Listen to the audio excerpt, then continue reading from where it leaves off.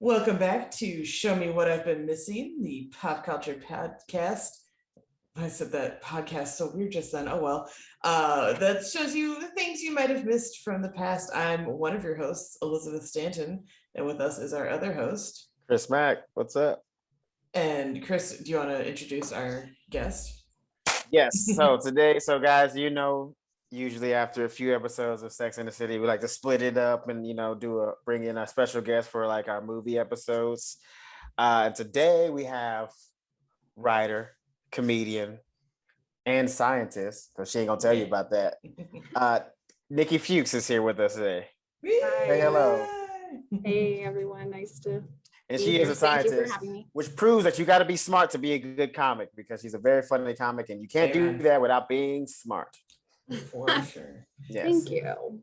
You also got to be a little bit crazy, because anybody that would like go get a degree and then not use it, it's a little bit crazy. I'm using it. No. You are just saying, but you plan on not soon. At some point. Throw it in the trash.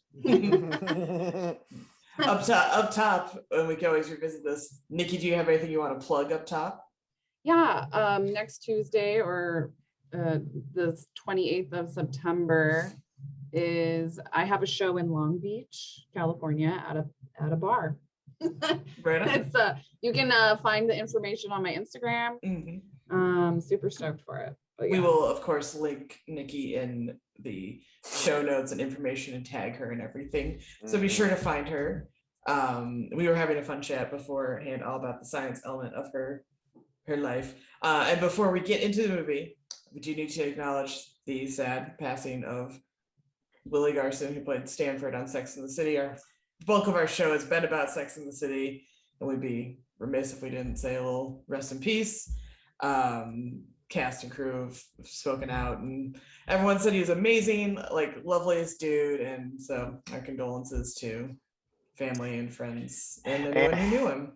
And he was actually one of the only characters on Sex and the City so far that's not toxic. Yeah. It's like he's quirky, but he's like, but he's not toxic. Yeah. Everybody loves Stanford. No one has a problem with him. So we'll get more when we get back to Sex and the City, we'll talk about him in a little more detail. But we would, like I said, it was very recent as of this recording, so we just can't let it go by without being said. But we're on to the movie that I missed as a child. Yeah. Oh, this is great then. I'm glad I chose this. So I literally just watched this like less than an hour ago. Nicki, why did you choose 1995's Major Payne for our movie that we might have missed? Well, first of all, I saw that it was on Netflix, and I totally forgot that I'd watched it literally so much as a kid. I memorized like a lot of the things that Major Payne said, especially like the word turd. Yeah. And that like I really didn't know that until like I just watched it. I was like, wow, like I definitely like took some of the things that he said and like used them growing up. So I don't know. I just thought, and I know, Chris is a former Marine. And we were like talking about it one day. And so I just thought it would be like a really interesting movie to talk about, especially I'm curious, like from a Marine's perspective. Yes, like I have a million that's about, questions. Yeah, me too. So, I honestly rewatching this movie, I saw a lot of mistakes that upset me a lot when it came to the things they got wrong about the Marine Corps. So we'll get into that. But yeah. Is it the gold tooth? Because that stuck out to me as not a non-issue, a non-military issue, I'm sure. No. Actually, so depending now, if this was like a grill per se, you could not have that. But his goatee seems like dental work, and they can't hit you for that because that's dental work. And in the South, that's like half the dudes got like fucking gold teeth or silver teeth. That's just what that's. And he's Southern, obviously, by the way he speaks. So I think he'd be all right with the gold teeth. Yeah. This whole concept, though, to me as a movie is just so bizarre too, because it's like, what if Full Metal Jacket, but funny and for children? I don't know if it was 100% for children. There's some jokes in there that I was like, it's a little that one right in there. A lot of jokes, yeah. But I was watching this and maybe somebody correct me if I'm wrong, but doesn't it feel like in the 90s the military was treated as like a huge joke?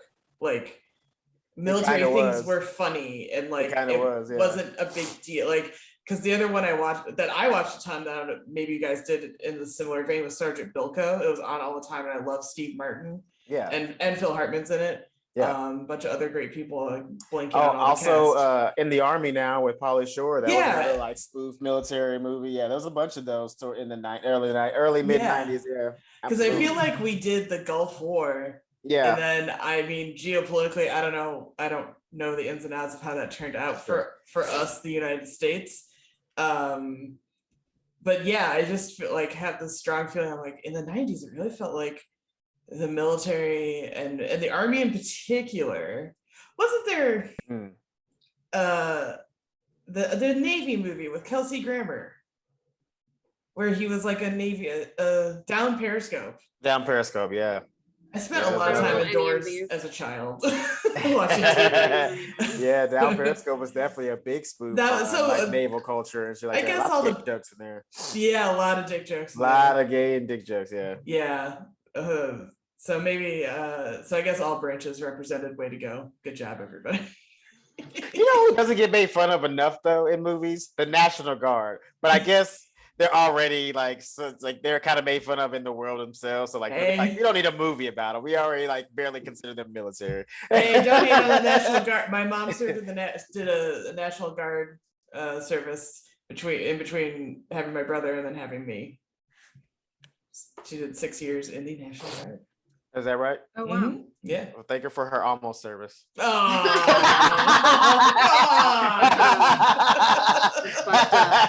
that's fucked up, man. Don't talk about my mom. Listen, I give everybody that. My roommate, he's like, I was in the Army. He's like, no, you're a National Guard. Stop it.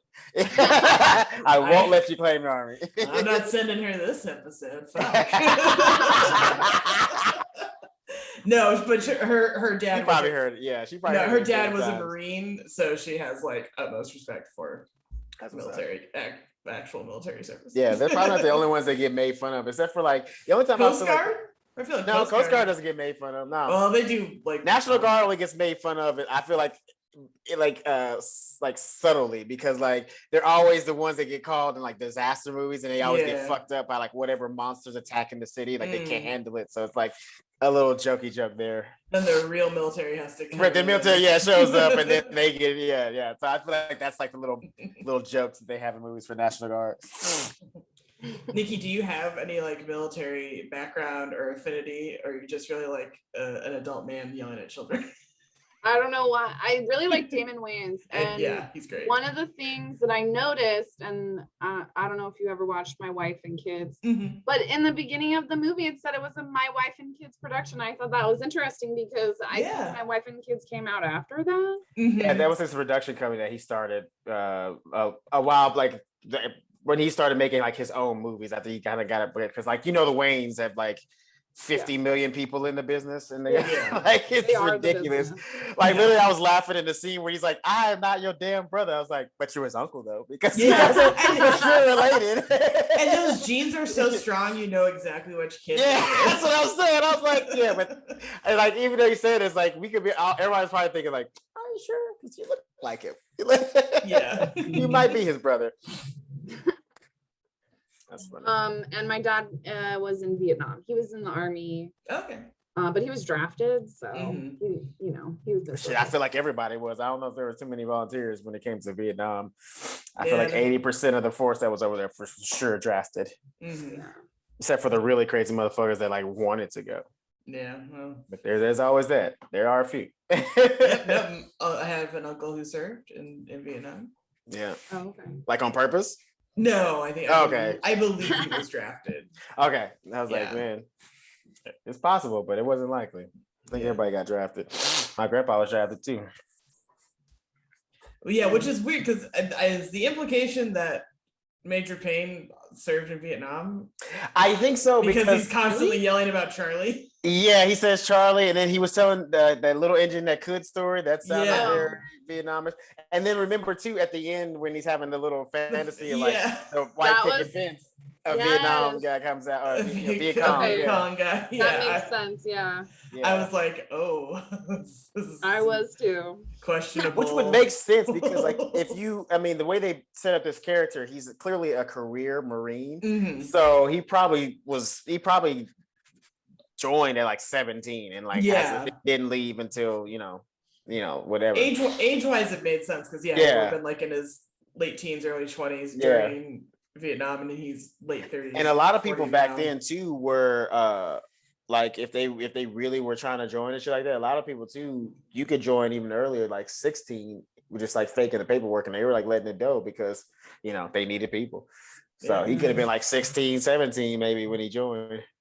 That's how Lawrence Fishburne got cast in Apocalypse Now. Not to serve in the military, but he like hugely, I think, lied about his age to get on set and be shit.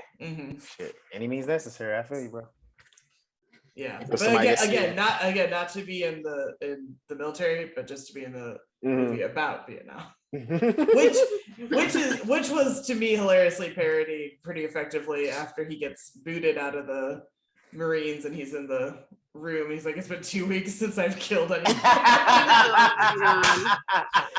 But they have the fan spinning and him fighting like Martin Sheen in Apocalypse Now, and it was good. But it's like, what's funny about that though is like this whole movie, they literally took like his like PTSD and made it whimsical. Like they really did. Like if you really look at it, like take the funny out of it, like him doing goofy shit, like he's cooking rats in his room, he's like beating up the walls, and he's like literally screaming bloody hell. Like this guy is in pain. Why are we laughing?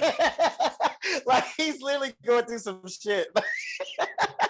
And we're like, hilarious. He kicked his tea bag. We're like, oh, that Major Payne.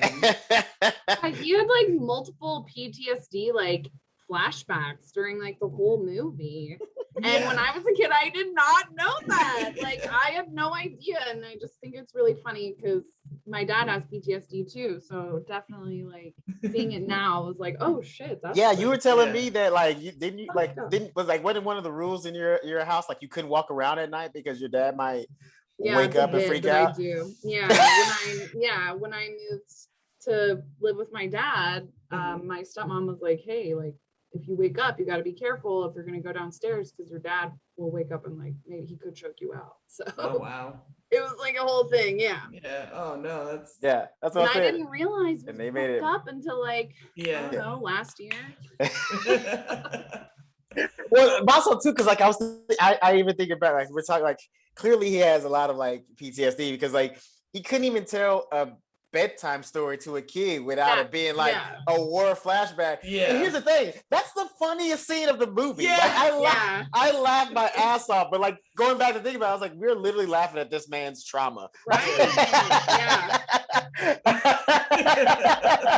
But it's funny though. It's funny as fuck. The way he describes that scene, like it should like if you saw it, even like I would have loved if they like did like a flashback to that scene, but with his narration, it would have been fucked up, but it would have been hilarious. Like I guarantee I would laugh. I would laugh so hard. Just the way he described, like I don't know, something about the way he was like describing the crawler. He's just like, like it's so funny. The way that he was screaming, like he was screaming like a woman having a baby. Like it was crazy. I was just like, oh, okay, like. That little boy though, he's so cute. He is the cutest. Oh, what a little cutie! I love him. But the way he turned out as an adult. That is actor Orlando Brown, and he is as crazy as Kanye right now. Oh no! I was wondering where he is now. Oh well, he does music. Although I've never heard any of his albums, but apparently he does. He produces music and he raps as well. And you just if you ever have like 10 minutes of your time and you want to see like a baby Kanye in an interview, just type in Orlando Brown interview. right now, and you'll just hear him say like he'll rattle off the craziest things in the world. It's crazy. I pulled him up too. He was on That's So Raven. Yes, he was. Yeah. Yeah, all season. He was cute as hell as a kid. Yeah. But you know, I knew he was gonna grow up to be a little crazy because like even as a kid, they always had him playing like the asshole kid. Like he was always like using his cuteness to blackmail adults in like whatever show he was on. So like it should have told you something because he did that too well. You know what I mean? What a little turd. Yeah, a little Was he in the Little Rascals? No, that was a different black kid. Oh. Don't be racist. I'm not. I meant as in a. Okay. Yes, you're right. Okay, I won't be racist. Also the brown nosy kid, who like with that kind of that voice, the screamy voice. Yeah. Yeah, he's on a ton of stuff and is he grew up quite cute, actually, I have to say. You think so? Yeah, grown up. A little awkward face. I'm asking that same question. You think he's cute right now? Yeah, look at his IMDb headshot. I'm like, cute. I've seen it. I know what he looks like. I'm sorry. You know who's really cute? But you know what is impressive? He's worked a ton. So he's worked. Yes, he has. So I'm gonna take it back. Man, who's really cute? Really cute is the woman. She's so beautiful. She's gorgeous. What happened to her? Karen Parsons. Yeah. She's still lit. She's still spending that Fresh Prince money, cuz. That's what she's. Wait, she was on Fresh Prince? Yeah, she was Hillary. Sister, right? That was Hillary, and I didn't recognize Hillary Banks. It just connected. Because she can act. I know. That's what sucks. Is like because she got typecast for a while because she did Fresh Prince and she was always the ditzy girl. But then she did this movie and people were like, oh wait, she can act. It's like, yeah, bitch, she's a fucking actress. Like what the fuck? Oh my god. I feel so dumb. I didn't realize it either, also, though. And I don't mean this in any negative way. She looks older, but as in like mature. Like Hillary always seemed so young to me. Right. So it just was like, oh, that's like that's an adult woman. Which and the Hillary crazy thing was because Hillary was like sister. In her 20s during that show. Like she was the oldest sister, but we still saw her as like a 16-year-old girl because the way she acted. She was so flighty. Yeah. Yeah. Oh god, yeah, she's gorgeous. I always forgot how pretty Hillary is. But man, she's spending that Fresh Prince money. She's like, I don't need to be acting. What y'all talking about? Especially now that they just resold that shit to fucking HBO Max. Oh, she's spending that good money now. Yep. she's spending that Seinfeld first syndication money. they ain't touching Seinfeld right now. Like they're on another level of like the money they're making off that bullshit. Yeah, it's crazy. Okay, so let's get into it. Let's kind of go chronologically. And if there's things that we want to talk about, we can kind of get into it. But there's some things we already kind of covered, but we're going to get into it.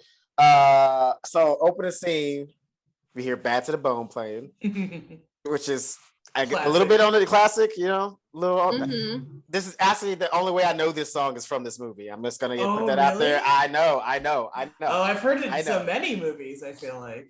Oh yeah, it's been in all the movies, probably like every movie in the 80s. But I mean, I think I only knew this movie as a kid from this movie, or the song. Sorry, as a kid from this movie. Yeah, I know. Don't hate me. I'm American. I promise. So then, like, I guess where he's in. This is like. The caption for where the scene was like better than any Marvel because it was just so plain in text. It was South America Operation Drug Sweep. Like, yeah. What are they doing? They're in South America sweeping for drugs. Done. Generic. Yeah, very generic. Just basic as fuck. He's like murdering everyone. Yeah. Literally just killing. Yeah. They all start killing. Oh, did y'all? Okay, so, the finger trick. How did y'all feel about that? Oh, I like that was a good setup because I like that it gets used later on Tiger. Yes. I was like, oh my god, he is 3 seconds from snapping this kid's finger. By the way, still a running joke in the Marine Corps. Marines use that all the time. Anytime somebody gets hurt, they're like, "Want me to show you a little trick? Get your mind on that." Like, I was gonna ask if that's a Marine thing. 100%. No, I don't know. No. That's a Major Payne thing, but it has translated into a Marine thing because, like, I guess once that movie came out, everybody thought that was like the funniest thing. So, like, now anytime somebody gets hurt, they're like, let me show you a little trick. You're like, get out of here, man. You're not gonna show me a trick. I know what you're gonna do. We all seen Major Payne. That's why we're here. Get away from me! I saw it. That's all Major Payne. Get off me. Break my finger. I'm gonna sue your ass. Fuck that. And then yeah, go ahead. It also dawned on me that like I think Mexican and South American cuisine was still not as common in the 90s as it is now, because then he makes a joke about he's got the cartel paramilitary leader. I don't know what his deal was, but he's like, I might not be able to kill everyone, but I'll mess up your colon the way one of those burritos with extra guacamole. He says it weird. I don't remember how he says it, but it's wrong. Well, here's the thing. He can make that joke because they didn't solidify what country they were in. They just said South America. That's all they said. So he can make that joke. You don't know what part of the South America they be. That's how they did it. That's how they covered their own tracks. They're like, listen, this joke could be racist, but let's make it vague as fuck. We'll just say South America as a whole. Yeah. And everybody will just assume Mexican anyway. Let's be honest. Everybody assumed that they were in Mexico, especially in the 90s, because this is like when white girls were disappearing over there. Right. So everything got blamed on Mexico. But then he gets finishes the operation and succeeds, but then they have to give him the boot anyway from by the way, no more people to kill. That's that's right. There's no more people to kill. That was one of my favorite parts. There's just no more people to kill. Yeah. There's other ways to do it now. First of all, two things. One, the fact that he was like in the fight, you will never see a major in the middle of a fight like that. Ever. First of all, I just want to cover that right off the bat. If you see a major in the battlefield, shit is going very wrong. Because they are like usually, amount of times they don't even see the battlefield until like after the shit is done. Like that's how high ranking majors are. So the fact that he's like in the middle of the shit makes him a special breed anyway. And to be fair, the fact that his men actually like him is super rare, because most times Marines don't fuck with officers, period. Like they don't really fuck. Officers really only fuck with each other. And if we like you, that means it's like you barely act like an officer, like you act like an enlisted man. So him being out there like that as a major would definitely give him mad street cred throughout the Marine Corps. He would probably be like one of the most famous people, real talk, within the Marine Corps. Yeah, straight up. Because majors don't be doing that. They don't see the battlefield at all. It brings to mind that I don't know military rankings. Me neither. Like in what order they it's way too high. Like 9 times the only time you'll see an officer on the battlefield, the highest ranking officer on the battlefield possibly could be a captain. Possibly. But that's like, even then the captain's like, you ever watch like those movies where like knights and shit like that are about to get down and you see like the captain and shit like that in the back? That's usually where the captain is too. So but like I said, if shit's really going down, you might see a captain. Like if this was Vietnam, you would probably see a captain on the battlefield, mostly because his lieutenant probably, or his captain just got shot and he got promoted. He was lieutenant and like got promoted like on the spot like that. So shit, like that's probably the only place you would ever see a major maybe on the battlefield, just because shit was like wild in that time. But anyway. I liked your point too. There's no more people to kill and it's all done in like Congress, and I feel like that was the explanation. Right. No, there's always somebody to kill. He would never. Sorry, America has, like, if he's this highly of an asset, they'd find a way to kill. That's why it was such a great joke. Yeah. Know what people to kill is like in America? No. Yeah. It's not true. Yeah, that was so funny. I love that. And then I like where he tries to go work for the police, because hang on, I wrote down right, because he like slaps that guy. He neutralized the situation. He does the Apocalypse Now parody, which we talked about earlier, but then he's applying for a job with the police to use his skills as a trained killing machine. And I was like, timely and prescient. Well done. Oh, by the way, I was gonna say, whenever he was like, "There's no more people killed," I was gonna be like, "Majors, just wait like 6 more years. 9/11, you'll be right back in there, bro. You'll be right back in the streets, bro. You good." But no, I honestly, I'm gonna say this. I know that it's supposed to be funny, but I feel like that's how cops should handle domestic abuse. If dudes out here beating their women, slap them around a little bit. You know? Slap. Yeah, I didn't see the problem with that. Yeah, I didn't see it either. I was like, I you know, deserve to be slapped. slap him around a little bit. You know, if he's out here beating on women, get the fuck out of here, bro. Yeah. Better than like using a gun, you know? Yeah. Exactly right. Yeah, Right. yeah. Non-lethal Let's not- force. That's what they're supposed to be doing. It still neutralizes the situation. Right. And it's non-lethal. Win-win. Just hope the cop's not having a bad night. He just overdoes it because you know that's a possibility. You know, somebody might have their own PTSD flashback and start, you know, getting a little too aggressive. So he goes to prison apparently briefly, but they get him out and they get him. That was such a weird scene. Like you could have definitely not had that in there. Yeah, like, I don't. Another way to go about it instead of like going to jail for slapping somebody. Come on, guys. Yeah. I mean, technically it's assault. Yeah. Yeah, but And he did it in a room full of cops. So like they kind of had so I to. think Like they had to. they kind of had to, just on principle. it just seems. And they- extra. Sure. They were yeah. actors. That Yeah. guy was not technically actually abusing the woman. It was Right. just the scene. So he just assaulted him. He just still slapped the shit out of a guy for no reason. It's like, yo, he's low-key like Rambo, dude. Like, Yeah. Just this guy just going to the town, just terrorizing the town with his trauma. Oh shit. But then he ends up at the school, and that's where we first meet Tiger and the finger trick. Oh no, yeah, he almost pulled it on him, which when I first saw this movie as a kid, I was like, no. Like I immediately freaked out. I was like, because I didn't want to see a little kid get his finger broken. Like I was my brain. I couldn't even handle the first scene of an adult getting his finger broken.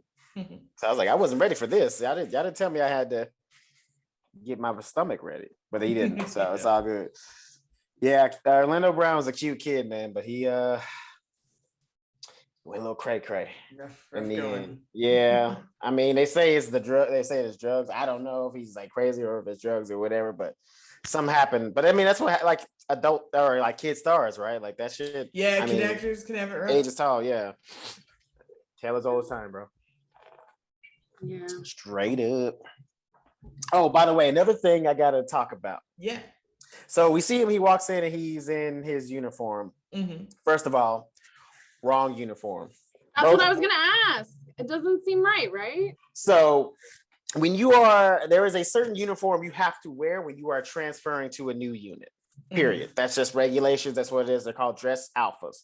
It's a green. It's basically like dress blues, but it's green, and you don't wear like the big campaign hat. It's what they call the pea cutter hat. It's like the one he was wearing towards the end. He was waiting at the station. Okay. That would be the cover that he'd be wearing with his dress green alphas. So him reporting to the new duty station, he wouldn't be in his dress blues. It's for a ball occasion. Secondly, he wouldn't have jewelry on. You are allowed to wear a watch, but it has to be like tactical black, or you can wear like a nice watch if you were in your dress whites, which what he was in later when he went on a date with the counselor. So, but he wouldn't have. You can't wear rings. Okay. You can't wear a gold watch. He has the gold, the class ring or whatever whatever the hell that is. Yeah, can't wear that. The pinky ring would never be allowed. You get your finger broke for that shit. Did he have an earring? Didn't he have an earring? No, he did not have an earring. No, he didn't have an earring. Nah, he didn't have an earring, but he did have a gold bracelet on. Again, you couldn't wear that in uniform. Yeah, you could wear that civilian attire, but you definitely could not wear that in uniform. And he had the shit on too, like when he was in his cami and shit like that. Like you can't, no, hell no. Like you could probably get away with it in your dress blues or your dress whites, but in camis, no. Somebody have your ass for that, even as a major. Yes. All this to just say he literally didn't have any other clothes except for everything the Marines provided him. That's what's true though. That's really what it was. Like, but no you know style. what though? But you know what though? Sadly, as much as like that seems like it's exaggerated, no, there are truly Marines who are like that's like people who are like that's their entire identity. Like they didn't know who they were, what they were before they joined. And then once they joined, like the Marine Corps gave them an identity. So they wear and dress and live and breathe the Marine Corps. It's kind of sad, Wow. but I respect it. You know, Yeah. if you find what you love. I take that back. He was wearing something under, and when he had that fantasy at the end with the family, I don't know what he was wearing underneath of his like apron, but I don't think it was military gear. Yeah, that was the fantasy. Yeah. Oh, in real life, he would never wear that. He'd probably be grilling in his fucking camis. Like, so yeah, I just want to get that out because like as soon as he reaches down and grabs Tiger's hand, talking about he's gonna do the trick, I see that. I never noticed it before, but like I see the bracelet and the gold watch, and I was like, you can't wear that, bro. That's not regulations. You get in trouble for that. Yeah. Anyway, let's continue. So then he becomes the head of the ROTC program with the ragtag group of kids, and we got our goal. We got to win the Virginia military games, right? Yes. Made up event, but I love it. This just reminded me while I was watching this of like all the other like I know there's a lot of 80s movies like this too, but we're all 90s coming of age kids more or less here.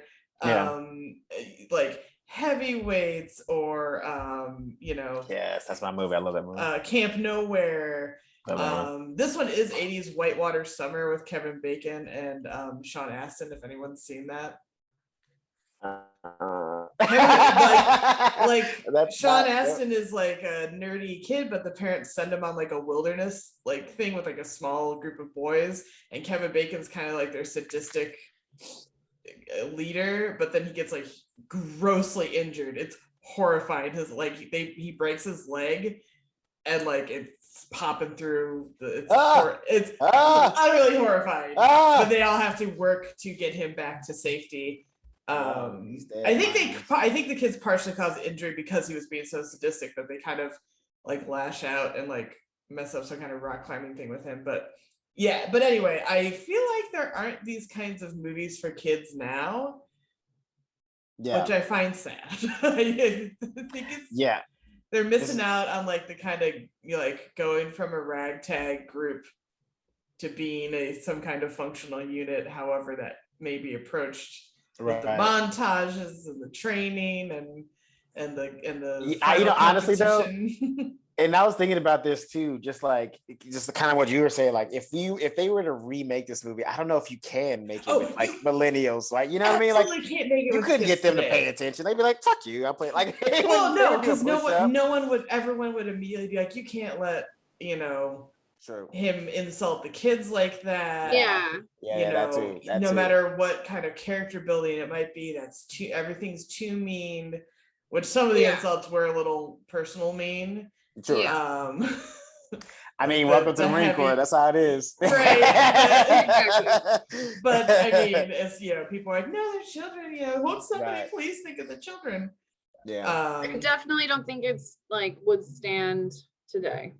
As is. But the crazy thing about that is like, so 12-year-old, no, that's fucked up. You can't yell 12-year-old. 18, hey, it's all good. Yell at him, tell his mom ain't shit, tell her she should have swallowed. Like you can do that to 18-year-old all day for 3 months. We're okay with that as a society. Fuck y'all. Yeah. I'm a kid too. I was 18 when they did that shit. I was a fucking kid. No, I was a fucking kid. You chose to do that. Yes. So you were an adult. You signed a contract. It's fine. Yeah, these kids, like one kid, both of his parents were dead. Yeah. Definitely didn't need that shit that Major Payne was feeding him at all. Like that poor guy just needed some love. Ooh, talking about Tiger? Yeah. Nah, fuck that kid, bro. I'll adopt him. We never do find out what happened to the parents. Like who's responsible. You know what I'm saying? You could have cut the brake line. Accusing a child of killing his parents. Hey, but you know what? I said though, every time he was in a TV show, he was always like using his cuteness to like blackmail and trick people. So that could have been easily one of the character traits that we just didn't know. They just cut that scene out. They're like, you know what? We want him to be cute. We don't want him to be. We'll save that for the dark version when we do it in 10 years. And then he shaves all the recruits' heads too, which I thought was like, oh, well, there you go. Okay, is that abuse? Because I was wondering How y'all feel? Is that technically abuse to shave a kid's head? Now it's considered, yeah. Well, yes, Oh yeah, it's 100%. not like consensual. Right. Right. That's true. Did that happen in Marines? Like, Oh did yeah, you as soon just as you have get to have that. short hair, Oh like, yeah, all the time or something? oh right? yeah, absolutely. Yeah, the first I didn't get to grow my hair out until the last 2 weeks of boot camp. Other than that, it was always shaved bald. Oh, like bald? Mm-hmm. Oh. Not like, I mean, they ain't like razor it down, but just like, Yeah. buzz it. Yeah. Yeah. They don't. Yeah. And they get mad Yeah. if you come. There's like people who come in like the first day and they already have their head shaved. You get screwed for that. Why? Because here's the thing. While if everybody else is out there everybody's in there getting their head shaved and shit like that, now this person like occupying a new space and they need extra personnel for. So while you're out there occupying space and they're waiting on everybody else, you get to do push-ups. Oh. Yeah. Because also too, it's kind of a way of saying you're trying to be a smart ass, you're gonna get this head shape. That's because it's part of the experience. So if you didn't want to experience that, you get to experience push-ups. So you still get the boot camp experience while you're, while you're waiting. Even if you're like, oh, I'll save some time. Yeah. You think you're Like, trying you to be had the best intentions. You were like just trying to impress your fucking sergeant, like, and hey, you listen. get punished for it. Like, you what? saw in this movie, brown nosing don't get you nowhere because the brown nose lost his position. All right. That's true. Yeah, because they shave heads because that guy did have a beautiful head of blonde hair when he showed up. He did. And I'm saying guy because when he came tumbling down the hill and stuff, it didn't occur. They said something about like, oh, we have another major, and that kind of threw me off because I thought they were referring to that blonde kid, and I thought he was like the cool lax like person in charge of them, the cool teacher. And it didn't occur to and I know everyone's always up in arms about like, oh, older people can't play teenagers. This was definitely, I don't usually mind, but this was definitely a case where I was like, oh, that guy is not like 16. Pushing it. Oh, yeah, he's for sure 30. He was for sure 30. He's a mature. He was for sure mature 30. fellow there. I do think that does, like, now that kind of bothers me. I just don't understand like this. And I don't know if it's because, like, is this happening in real life with ROTC? But, like, isn't everybody supposed to be, like, the same age? Like, aren't you guys supposed to be in, like, the same grade? Like, what? You know? That's a great point. Yeah, like, I have no why are idea. we all different ages and well, why is a 6-year-old in ROTC? and, like, learning in real life, yeah, because they do have different because I remember in high school, like they had like a freshman, sophomore. You have to be with people your age. But I think for this movie, I think they did that on purpose, just because like these were the outcasts, like these are the people that like because like everybody, this is like a prep school or whatever, but you can tell like these are the kids who were sent off there, not because like it was like a legacy thing. Like their parents were clearly trying to get rid of them, and since they were just clearly getting rid of, they just threw them in ROTC, and now they're like the funky bunch, what I mean? Yeah. Because I definitely don't think like under normal circumstances a 6-year-old would be right. We're clearly a bunch of like teenagers and preteens. Like he was definitely the youngest child. Yeah. Well, there was another he was an extra. You didn't see him again, but there was another little white kid that was about the same age as Tiger. You only see him briefly in the like intro scene, and then you don't see him again after they introduced the whole squad. He's gone. I didn't notice that. I didn't notice it. Yeah, he's another little blonde white kid. Yeah. I was gonna say something else, and now I forgot, but it'll come back to me. Oh, I was gonna say it's mildly progressive, and I do mean mildly.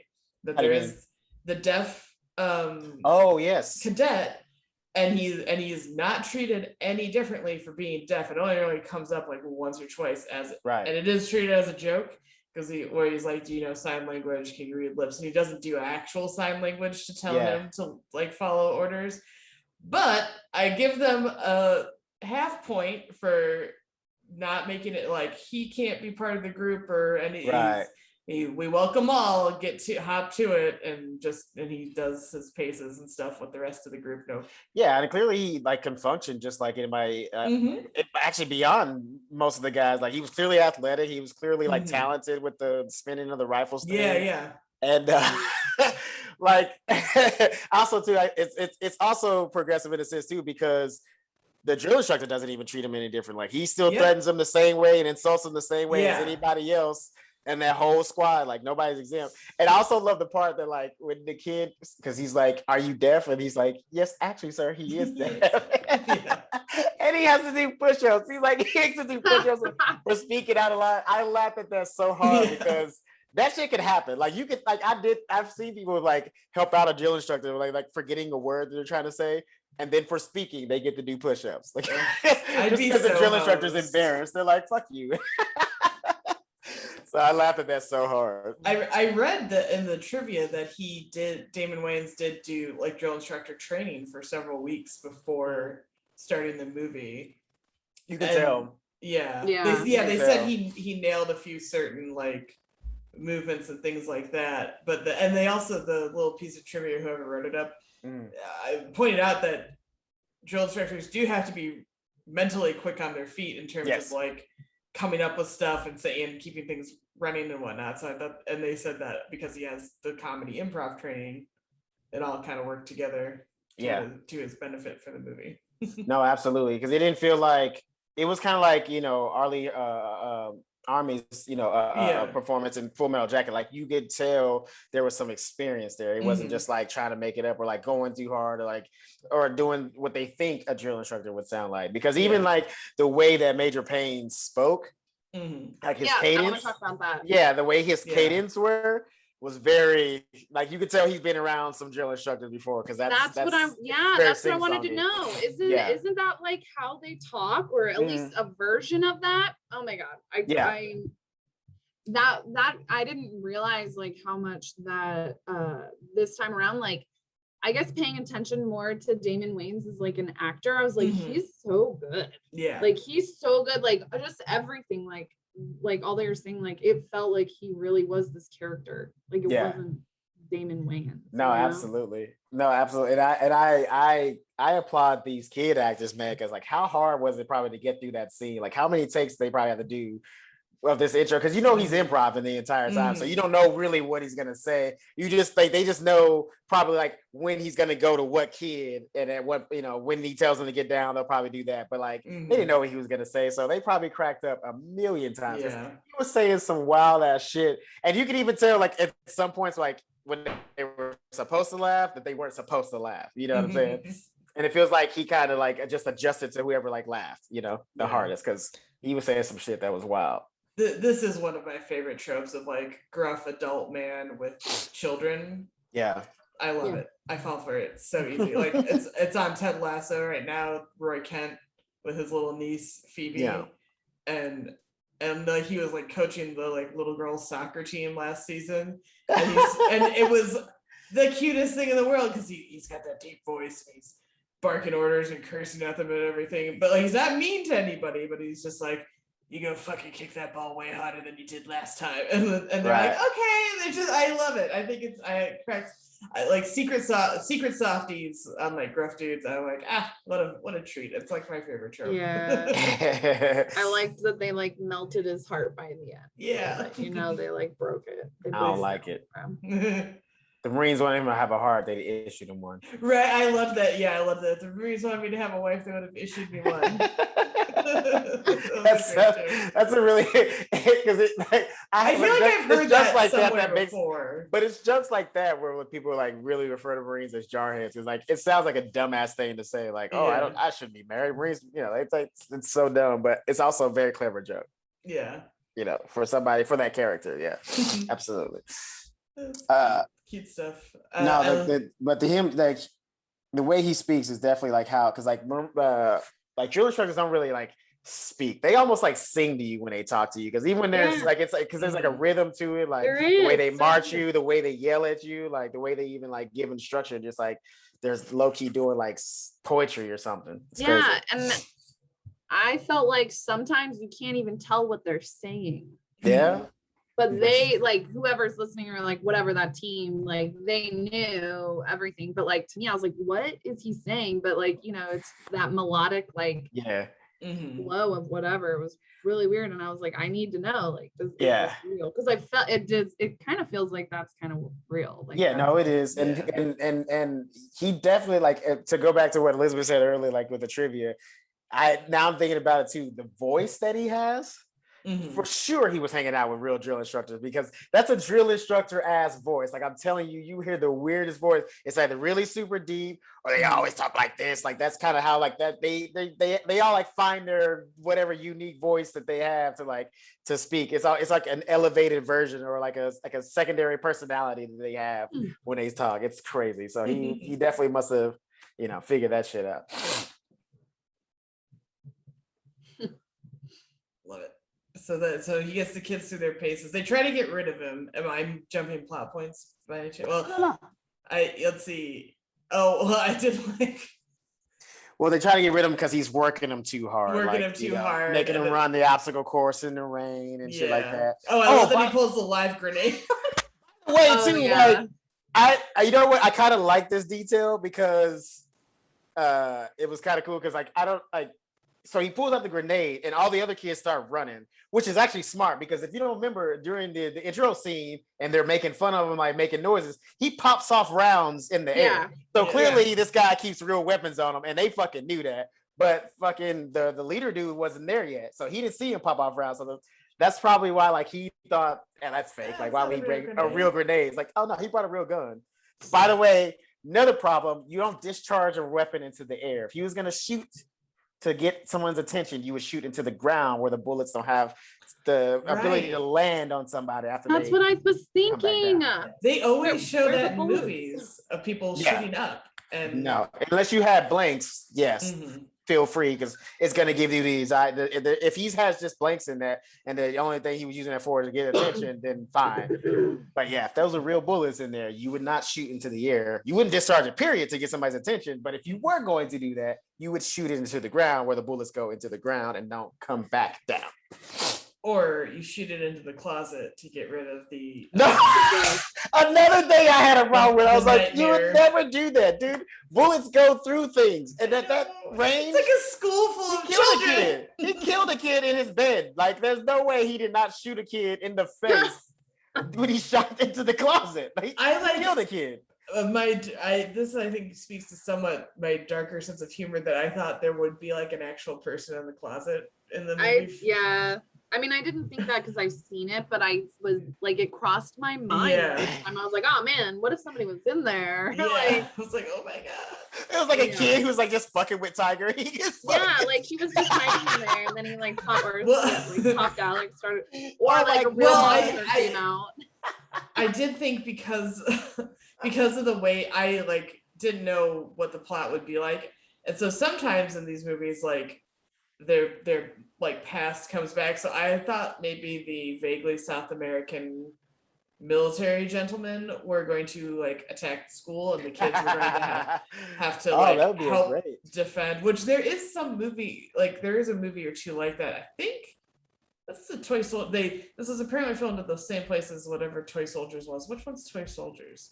There's one where like Tom Cruise and students take over at a military school because they've like lost their shit. And the other one is Toy Soldiers that I'm thinking of. They take a stand when terrorists seize control of their boarding school. So I thought we were going for a comedy version of that for a hot minute. And like he was going to whip through his unorthodox methods, the kids are going to defend the school.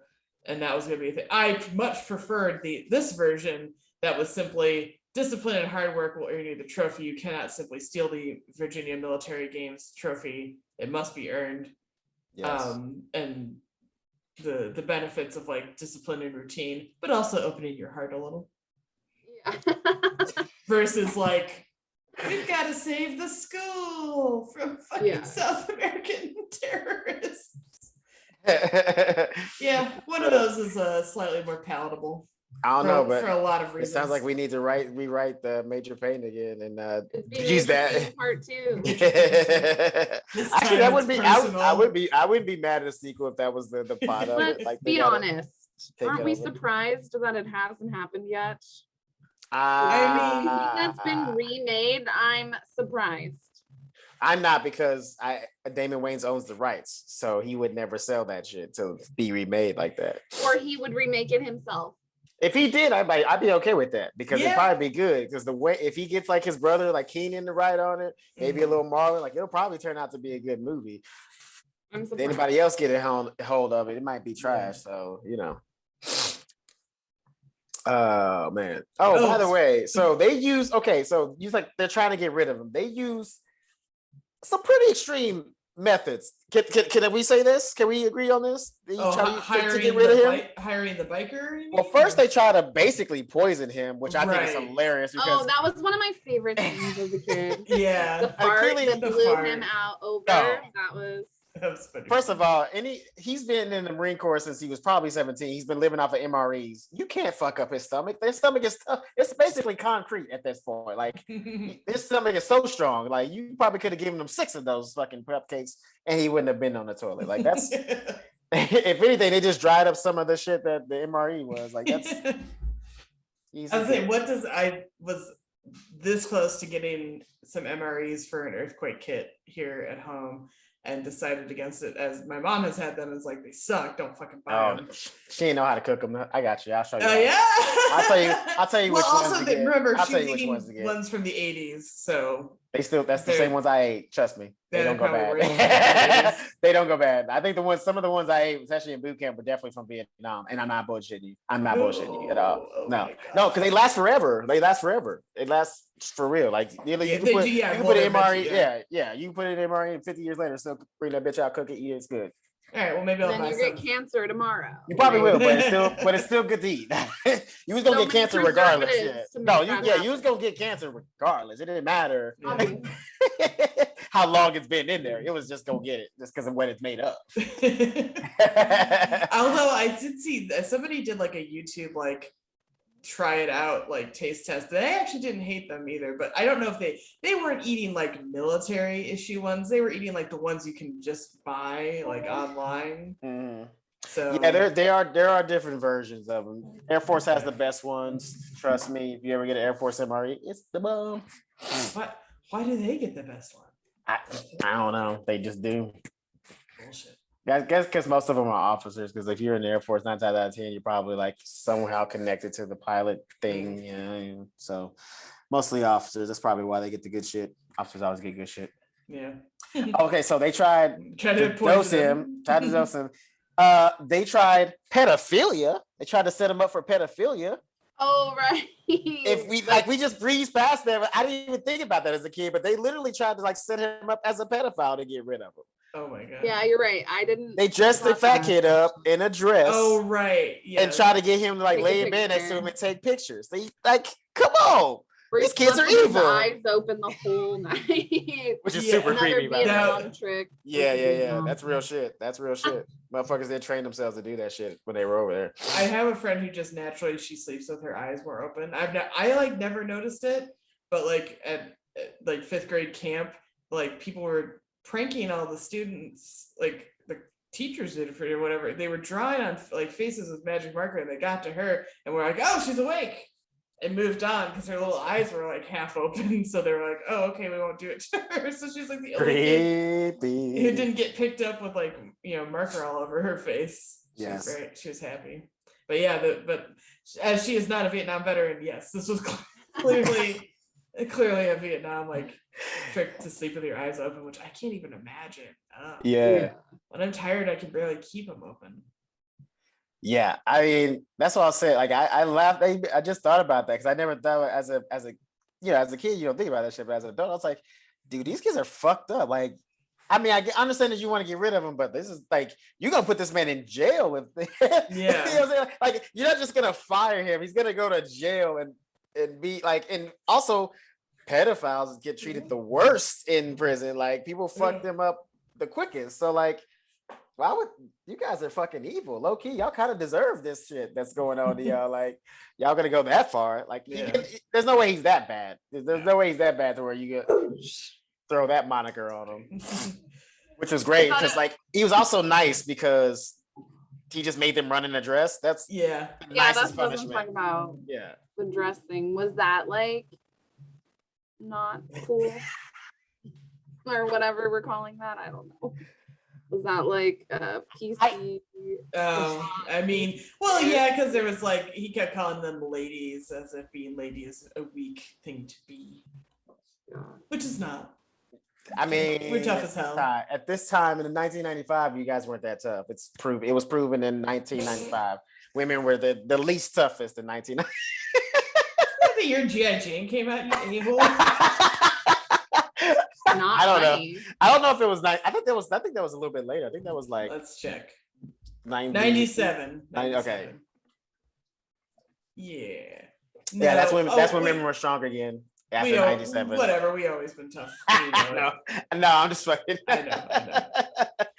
Yeah, that's what I'm saying. I wonder if a scene like that, because to me, like I said, appropriate response, because like what they did the night before, he could have done a lot worse. But like I don't know if a scene like that would pass today. Like that's what I'm wondering. Have a problem. Yeah, people might have a problem with that scene, even though it's like, is it that bad? I don't think it's that bad, but I was just wondering, would people have a problem with it? Well, there's also not, you know, it's not like shaming like anything other than what, you know, when we're saying, oh, women are weak or whatever. Right. But men are running around in dresses. Right. And being made fun of. Yeah. Yeah. Well, yeah, but its femininity is bad for a man to have and weak and all that stuff with the whole thing. But then they just straight up hire like a biker to try to beat the shit out of him. Yeah. I don't want to know how that kid met that biker. I don't like it. That's two things I got a problem with. One, because with the way that they like at best, what kind of place did he go to? Because there's no way those kids together as a whole got more than $200. I'm giving them $200 as like a nice. And in 1995. Yeah. That's not a lot. That's not a lot. To ride like this dude, like he had to go to this dude, give him 200, tell the whole story, and the guy was like, "All right, yes, for 200, I will drive however far of this bar or whatever, and come and beat up your drill instructor." For $200 at best. Like he must have been hurting. And that guy had a full head of tattoos. Yeah. That's what actually. Yeah, like I feel like it wasn't the money that got the guy out there. I feel like it was whatever the story the kid told him. Yeah. You know what I mean? Like, and that scene probably should have been in the movie, because it's like, what did he say to this guy to get him to come like out there? You know, because you can't just, you know, I feel like most people would just be like, "Kid, you're being a bitch. Just fucking do the push-ups and, you know, or call your mommy and tell her, like, you know, like, why would I fucking help you for $200?" Yeah. Yeah. But then I think I have my scene slightly out of order. But during this time, he's also sort of flirting with the teacher, the counselor. She's trying to help him understand the children better through a gentler approach. And then they go on a date. Book. Yeah, that book. That book was ridiculous. Yeah. Yeah, fuck that. The ABCs of nurturing. Sensitive. Yeah, be patient. He's like, I'm trying to be more sensitive. Yeah. Oh, to go back to what we were talking about earlier, some of the jokes, the whole pop your titty out of his mouth and stop babying him. I was like, whoa, you can say that in the 90s? Yeah, I didn't think, I was like, oh, so this is for older children. Definitely. I think it's rated PG-13, right? Yeah, so it is. yeah. Okay. So maybe it really never was intended for children. Yeah. Well, the mean, crazy thing is a lot of kids saw it though. Yeah. And actually, that's what I was thinking. I was like, I don't know any adults my age in the 90s that would like watch that movie and like enjoy it. I feel like, you know, like that was definitely more like geared towards teens. Yeah. Children. Yeah, absolutely. Right? Yeah, for sure. Absolutely. Like my dad wasn't watching that movie. I don't know. Yeah. You know what I mean? Like unless you were a child, like watching he it, was watching it with you. Yeah. Same thing with like some of my stuff. Oh yeah. No, I said my dad loved this movie, so you did love it? Definitely watched it. Yeah, we saw it together. My dad watched it together. I just remember watching it. We definitely watched it together for sure.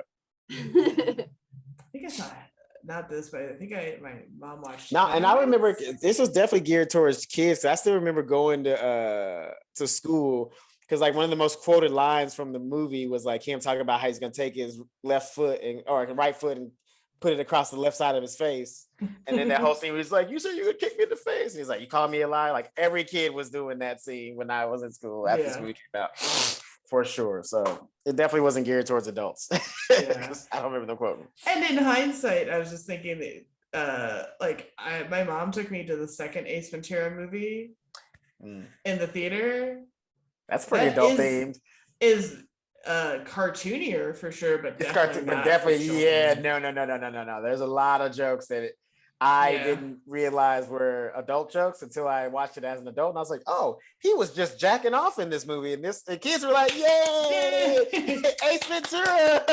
And it was hilarious too, because when I was little, I loved animals and still do, but like, in the way like little kids get really invested in animals. So in the beginning, when they have that cliffhanger parody and the little raccoon falls, I lost my shit in the theater. And my mom had to like talk me off the edge and be like, "There's more animals coming. The raccoon is fine." And I was like, "Okay." So yeah, I lost my ever loving mind, and then I recovered eventually because he had the little monkey friend, and I was like, "Okay, life's alright again, I guess." That's funny. I think the first movie I saw in theater was Mrs. Doubtfire, and my mom took me to go see that.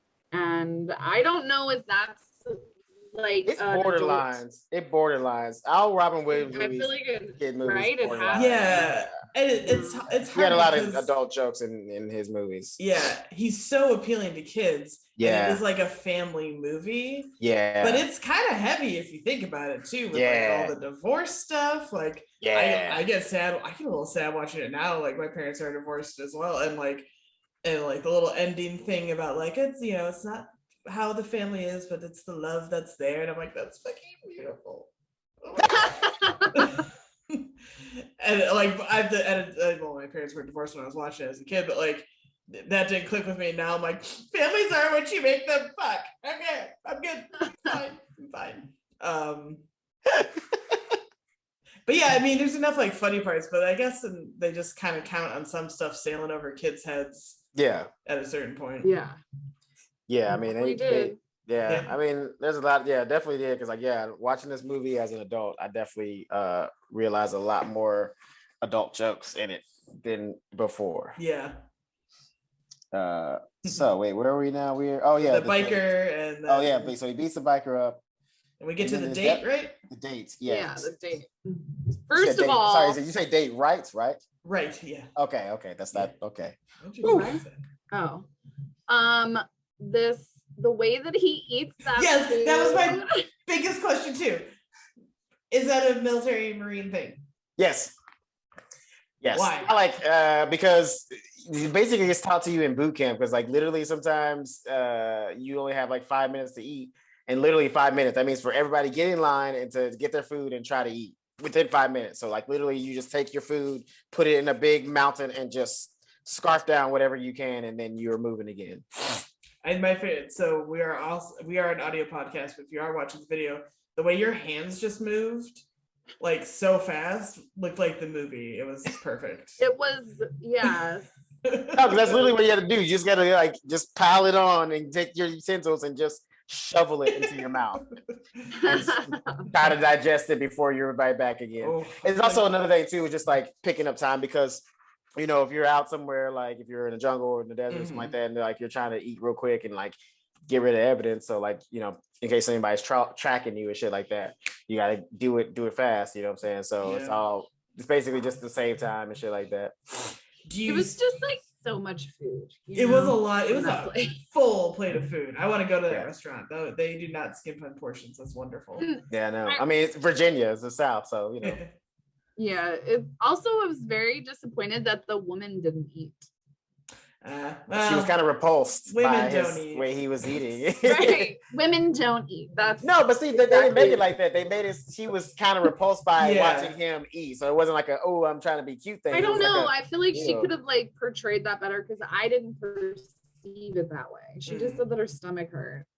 You know, I don't know. Maybe I wasn't like. But I was impressed that she had like a full plate of food herself, because normally like he had like the chicken and rice, and I feel like in a lot of movies it'd be like she got a salad. No. This is the South, baby. This is Virginia. Yeah. They wouldn't let her get a salad. Baby, you gotta eat something. Nah. It's true. You're too skinny. Yeah, exactly. Yeah. First of all, to be that skinny in the South, yeah, they would have given her 2 plates. I'm like, you know what? Take one to go home. You need a little more.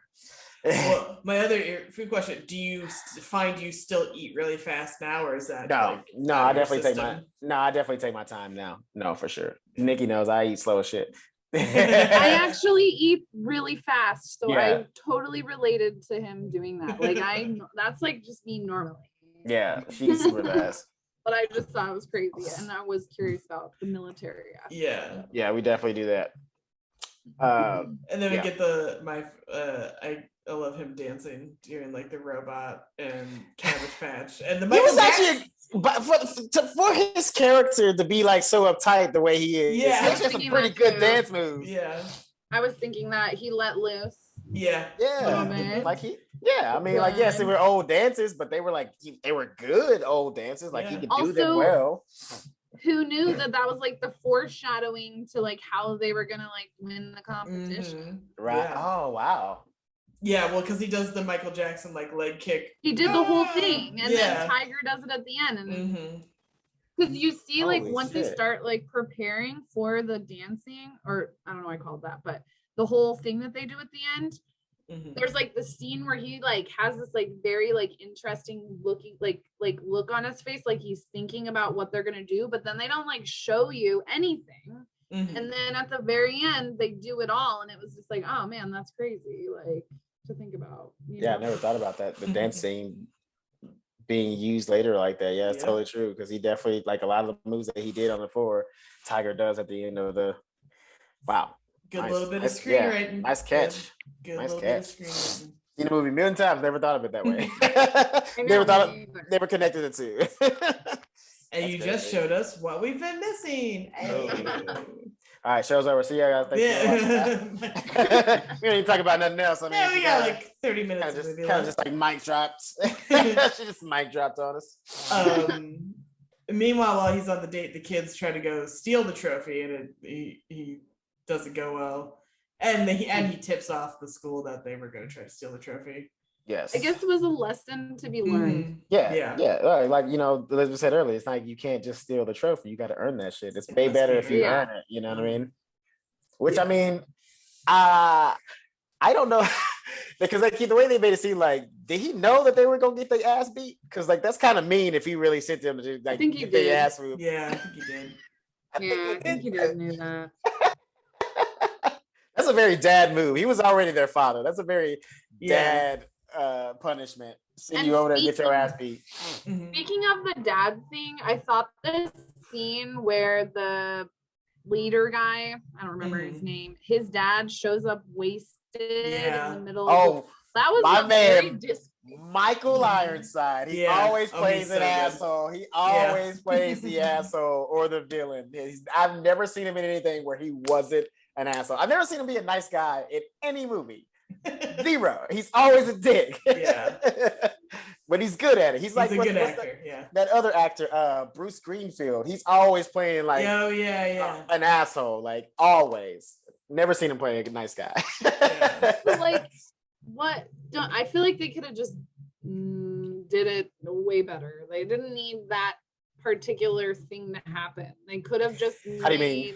Oh, we just didn't need his asshole stepdad or whatever to show up. Yeah, and, like, I mean, punch him, and exactly. Like we didn't need child abuse in the movie. Yeah. Like from I don't know. I guess there was already. But you did kind of need it, because like it kind of gave you a flavor of like what it kind of showed you, like what this kid was dealing with. He wasn't just an asshole because he was an asshole kid. Like there's reasoning behind it. Like this how it kind of made you feel for the kid. So it kind of made you root for the kids even more, because you saw like this is like him being in this place is actually a good thing. It's an escape, and he needs to be here instead of trying to like get away from it. Because if he runs away, that's what he has to go home to. And it also kind of made the character of Major Payne a little bit more endearing because he steps up to protect him. You know what I'm saying? Well, that's what I thought the point of the scene was to change from like these characters not really wanting to do something to then everybody being in full alignment in a way, right? Yeah. But like, well, it just set up I trust. just thought that could, yeah, and I thought it could have been done differently, but you did bring up a really good point that it does shed light on like that person's experience, and it gives it gives more of an explanation of like, you know, like where these kids are coming from. So yeah, absolutely. They're not just misfits because they want to be misfits. Like they're misfits because they have hard lives. Like I bet you every single one of these kids has a situation or something like that at home. You know. Yeah, and as much as he like has legitimately threatened violence on the kids, it shows he would never actually like follow through on, as problematic as that is to threaten violence. That's a whole other thing, but he would never actually do it. Like there is a scene before the scene with the stepdad where he gets in that leader kid's face and he kind of like goes like he's gonna punch him, but he never does it. And I think, like you said, it establishes trust though between them because we see his stepdad actually do it. Yeah. And now Andy, I think it is. Does that sound right? Yes. Andy knows Major Payne will never actually do that. My stepdad will, but he won't. So he is someone I can trust and listen to, and I can follow his lead. Yeah, I can follow his lead because he clearly has my best interest, which is actually too. I don't know if that's a Major Payne thing, but that's definitely a drill instructor thing. Technically, they are not allowed to touch anybody, so they can threaten violence all day, but if they actually touch you, they can lose their job. Now, I'm not saying that it doesn't happen. I'm just saying that's technically like another thing to add to his character, where he clearly, did some experience. Like obviously, he hung out with drill instructors because you wouldn't know that unless you knew that. You know what I'm saying? Yeah, it's kind of dope actually to have that added in. Because we get that, scene, and then Andy and Major Payne understand each other a little better, I think. Yes. And it proves that he'd be a good father figure and everything. And then we get the montage of them training. Gotta have a montage. Thank you, Sly Stallone, for bringing the montage. If it wasn't for you, we'd never see a montage. But then Major Payne gets the offer to go to Bosnia, I believe it is. Yes. Yeah. Back to killing. You won't back to killing. And then we get that delightful fantasy. He's gonna leave the kids because he wants to do it so bad, and that's obviously the source of conflict and hurt. But Andy has become their true leader, and so he's like, we're gonna win the games regardless. Go ahead, keep going. But then of course Major Payne comes back for the big finish. Yeah. So back to my point. Gotta get back to the real life. That wouldn't happen. It wouldn't happen. Once he was gone, he would have, like, here's the thing. You can't like if he got, first of all, two things actually wrong. Again, the uniform. That's not the uniform you wear when you're transferring units. We discussed this earlier. You wear your dress alphas. Okay. First of all. But I get it. It's Virginia. It's probably hot as fuck. Put him in short sleeves. I totally get it. That uniform be hot as fuck. He'd be pouring sweat. So for the movie, totally get it. Secondly, if you got orders, he can just not show up. Like here's the, even though he's being reinstated, he would get court-martialed and he would lose the rank that he just got to stay there. So like what would happen is he would get court-martialed, then probably maybe if he ruffles enough feathers by not going, probably get a dishonorable discharge. So now you're stuck being an all-TC teacher with a fucking dishonorable discharge on your record. Yeah, so that wouldn't happen. He would have to go. Major Payne 2, the court-martialing. That's what the sequel should be. It's like him fighting the courts, because that's what would happen. Real talk. You wouldn't just be no happy ending. They'd be like, "Sir, you got to come with us." Yeah. But more than likely, he has very distinguished service. I mean, you can tell by the medals on his chest and shit like that. Yeah. So he probably would get an other than honorable discharge. They probably wouldn't dishonorably discharge him, but it'd be a hit. what the trivia pointed out actually about his medals. Hang on, I wanted to pull up because I know nothing of ranks and how people get medals in the military because I'm a big old softie. And also just uneducated about it. So it says his uniform shows the scuba diving badge and parachutist badge. And so that means he would be an elite Marine reconnaissance or force reconnaissance unit. And that justifies his war grizzled character. Yes. So he would, as you mentioned, be among the elite Marines. Yeah.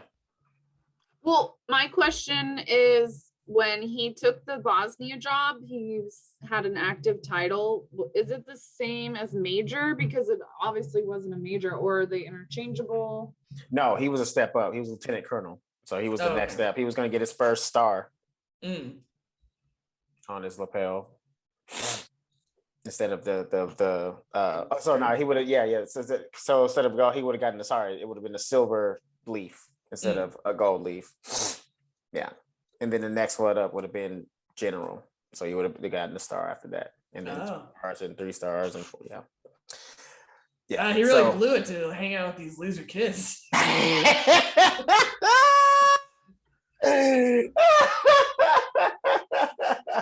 Well, to be fair, rank never was an issue for him. I mean, I feel like he was the kind of guy who probably, like, honestly, he probably just like got rank through combat. Because that's usually what happened. Like a guy like him, he probably started out as enlisted. If he was in Vietnam, he probably survived. So he probably got moved up a couple ranks, and then whatever next conflict after that, somebody probably got killed, and he just took the next Billy. Like he didn't seem like a guy who's moving up on purpose. It probably just happened to him. You know what I mean? Because even they were saying at the beginning when they were discharging him, he was like, "You're not going anywhere, so we got to let you go." But I was gonna say that. I feel like he didn't really ditch that title for loser kids. I feel like he ditched that title for family. Yeah. Right? Loser kids. That lady, that really hot lady. Yeah. And I mean, he didn't even hit that yet, bruh. How you gonna fall for that already? He didn't even hit that. Bro. How do you know? One They're kiss. not gonna show that in the movie. They didn't even allude to it. Also, like, so who cares? She's interested, I'm sure. I mean, I don't know. Maybe you know what? Maybe the scene where she like took his whistle and blew it for him. Maybe that was like implied that they had like been into it. Maybe I think that was a little. Because remember, he was like, "Don't touch the whistle," and then he let her blow the whistle. So Yeah. Maybe she gave him a little something. Were like the way their faces were after that. Yeah. They're both like. Our first intimate moment. He let me blow his whistle. It's a metaphor. It's a metaphor. He's letting me in. So, It was. No, you're right. Sometimes a cigar is a cigar, and sometimes a whistle is just a whistle, but not in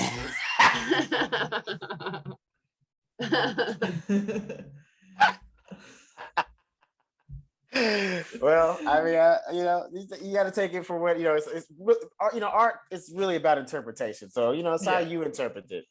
Yeah, I call it a sex scene if you ask me. There you go.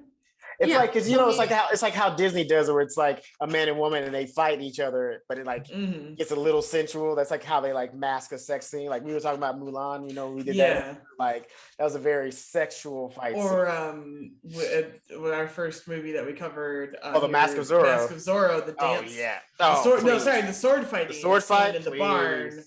Sex. A sex scene. Oh, 100%. It's just not sex, that's all. But it is but it's a sex scene. I mean, the swords are implied with the penetration. And it's like, come on. And she's becoming slowly unclothed as the scene goes on. Come on.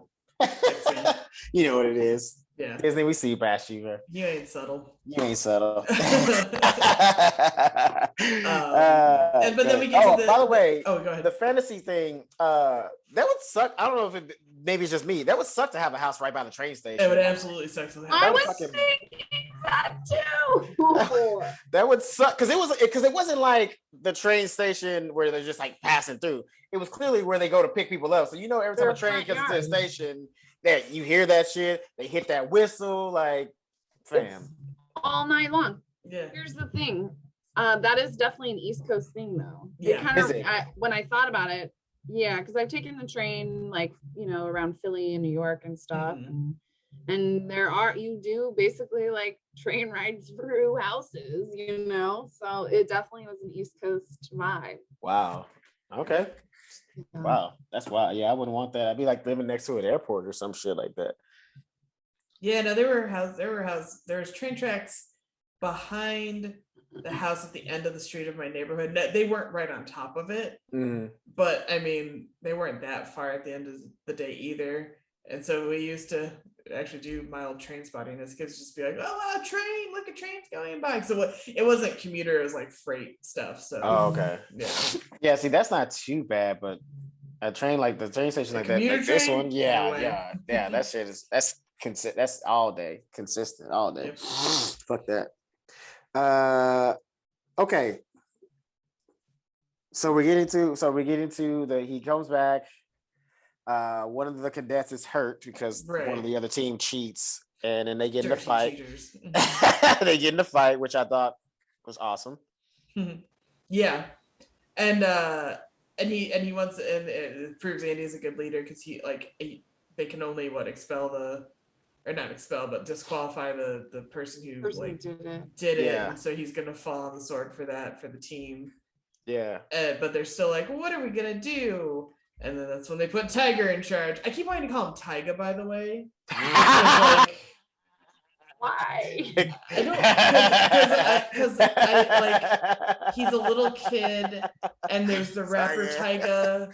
It just sounds like a little kid move to me for some reason, more than Tiger does. There's no real reason other than my brain's broken. It's fine. I accept it. It makes me cuter. And I think just because I'm like, oh, Tyga's like a modern interpretation of Tiger. And so my brain is just really like misfiring that in a big way. So they do the drill routine. Yep. And they end up winning. Now let me ask y'all this. Let's be real. Now that we watched the movie, do you think they would have won if Tiger wasn't leading them? Oh, it's a novelty act, 100%. They were like, oh, look at this. We can't not vote for this shit. I would like to see the competing teams move, so I'd like to be a fair judge myself. Yeah. Nah, they were probably stiff, regular military shit. It would be very regular. Yeah. Nobody's doing that. Yeah. ROTC. Yeah, okay. Trust me, they were the only squad that did that. They had style.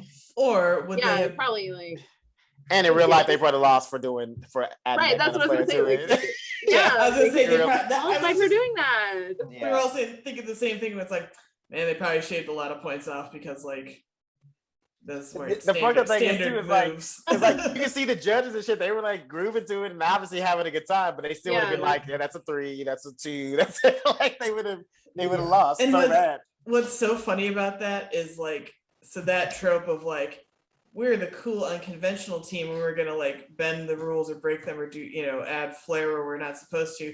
Huge trope for the 80s and 90s and like probably through the 2000s a bit. But then people started to catch on and be like, well, wouldn't you be disqualified? So now it's an even bigger trope to do stuff like, oh, they competed but they didn't technically follow the rules, so they are still disqualified, but but they won because they did it anyway. Like the Eurovision Song Contest movie with Will Ferrell and Rachel McAdams. Like they do the big moving song at the end, and they're like, "Well, that was beautiful, but because it does not follow the Eurovision rules, it doesn't count. So they're not going to win." But that was lovely, and which is hilarious. That is the new thing now. That is true. Yeah, because that's definitely what would have happened. But I was also thinking about that too, just like the fact that they did win is like it had to be because of the little kid. Because I like trying to picture. I'm also trying to picture the leader, like Andy, trying to do the moves. Right. It just Andy's not doing the MJ leg thing. I can't even do it right. I wonder if they if that was written that way or if they like tried it with that dude and they were just like, it's not working, and then brought it to, you know what I mean? No, I think it was written because it was like you don't have the precocious, adorable child for the whole movie and not let him have the big adorable finish. That's true. It's just That's not true. what you That's do. true. I do wonder though if they did shoot the scene with their guy, just for fun, you know, if there's just like Maybe. footage laying around of that scene shot with him. He's Chekhov's adorable little kid. If you introduce him doing cute shit in the beginning, he's got to continue to do cute shit through the final act. And it also makes sense too, because remember they kept like putting him aside because he was too little, you know, Right. like he So couldn't this go on is the Kept black watching. Yeah. And there was a lot of scenes where he was clearly paying attention. Well, maybe not a lot, but like enough for me to notice that he knew what he was doing, you know. Or Yeah, absolutely. Yeah, absolutely.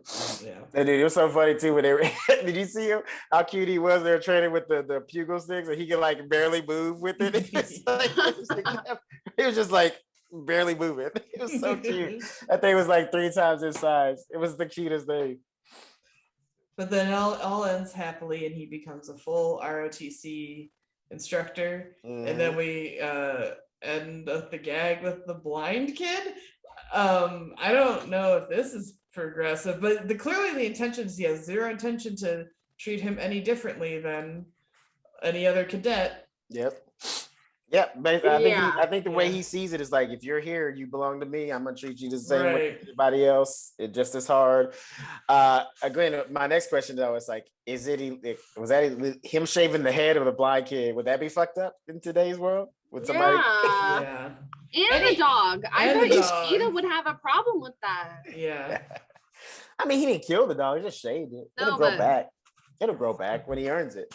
But people are so nutty about hair. I think rightfully so, maybe from my personal experience.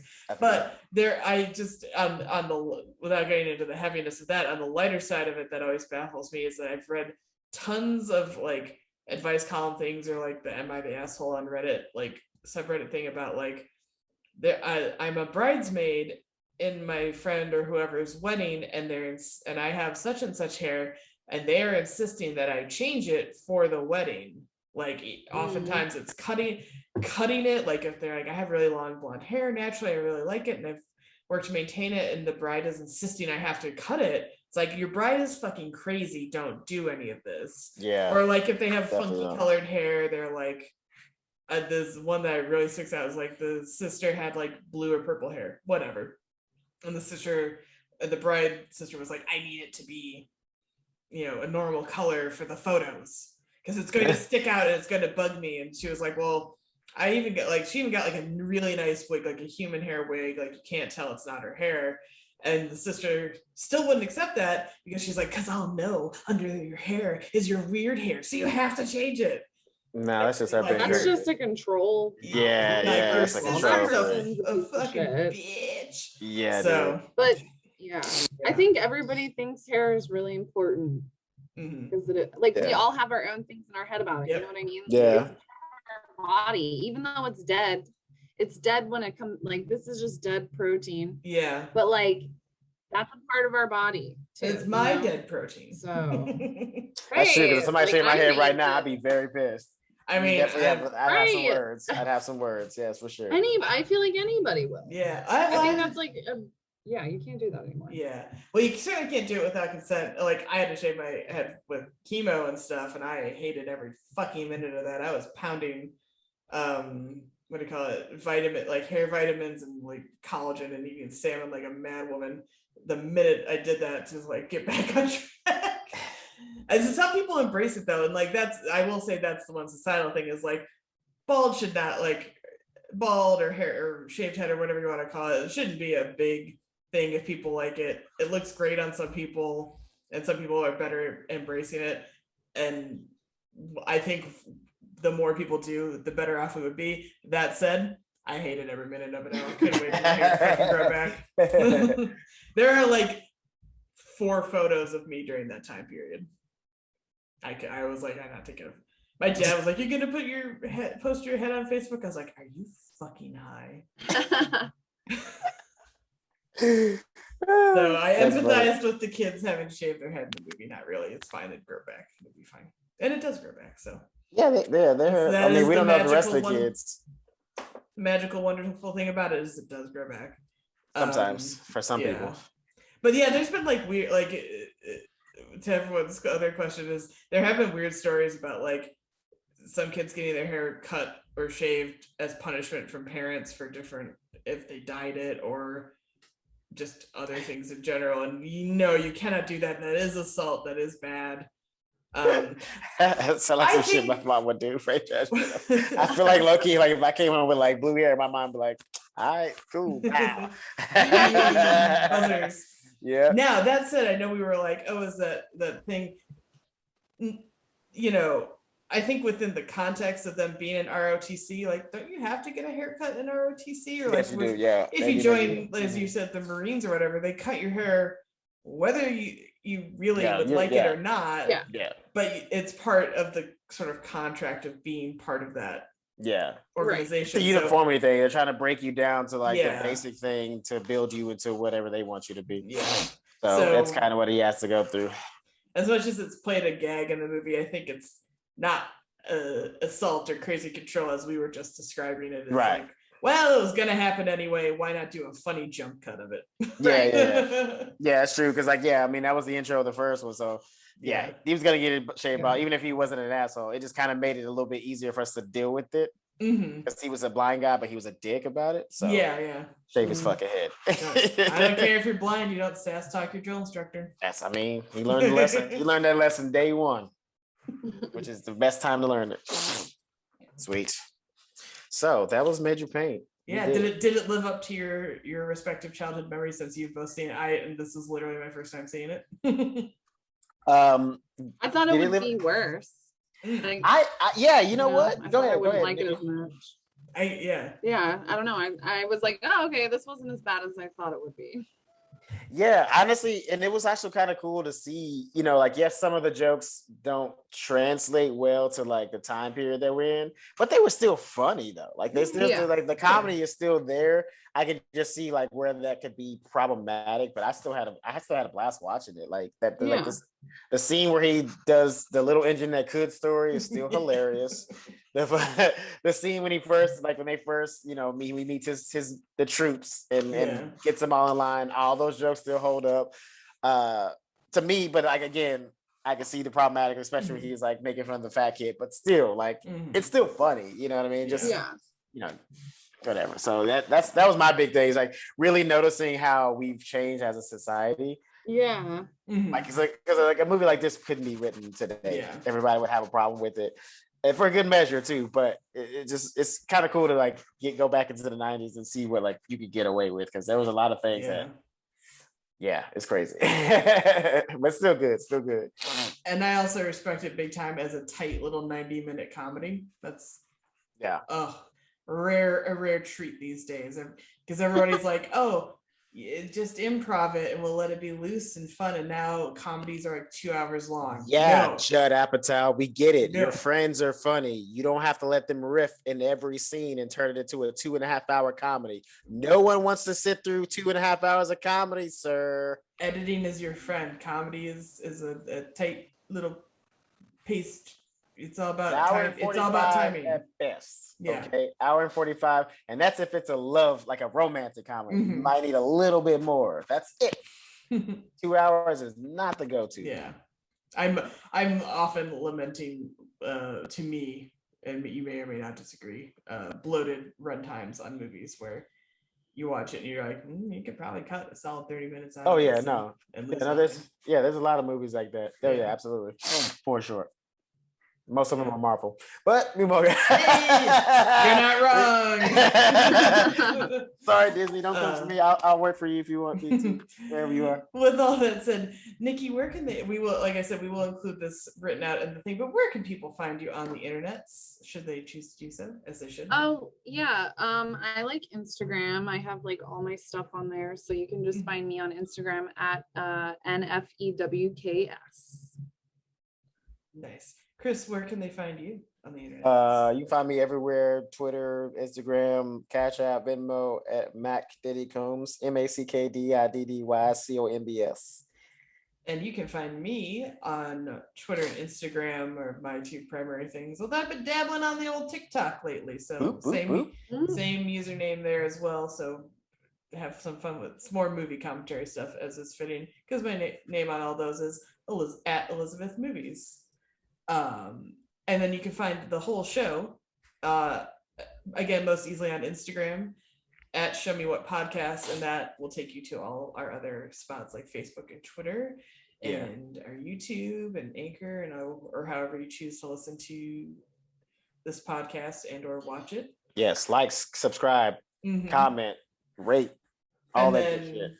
We have our ongoing candles. Yeah, baby. Whoops. Arlo, Australia. There's that label if you're watching. There it is. Arlo, Australia.